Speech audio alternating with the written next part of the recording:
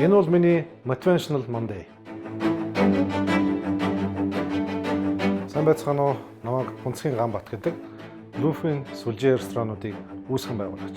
Тогооч хүний хувьд мэдрэмжтэй байна гэдэг нь бол одоо мах шарж явахт явцад жишээ нь махныхаа болцыг түүхий байна уу, дунц болсон байна уу, бүрэн болсон байна уу гэдгийг заавал цаг минут харахгүйгээр өөрийнхөө мэдрэмжээр гаргаж чаддаг байх хэрэгтэй.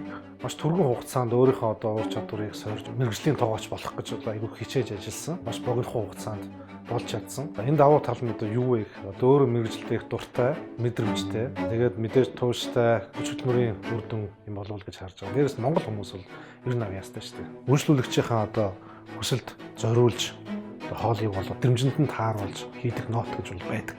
Япон хүмүүс ч хоол идээд хэрвээ тэр хүн таалагдсан бол одоо толгоос эсэрдэг ч юм уу, тогтдог ч юм уу тийм одоо үйлдэлээрээ тэрийг мэдрүүлдэг.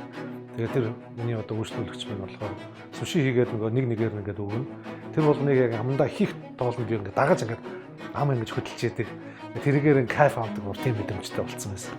Тэгвэл галтгоо гэдэг маань ер нь бол дайны талбар ур чадвараас илүү хандлага маш чухал. За 7 хоногийн эхний өдөр болох даваа гарагийг удирдлагынхаа багийн хамт тухайн 7 хоногтоо тэрхэн үр бүтээмжтэй ямар шинэ менюгээр үйлчлүүлэгч нартай ямар гоё шинэ мэдрэмж өгөх вэ гэдэг талаар хэлцэж эхэлдэг дээ.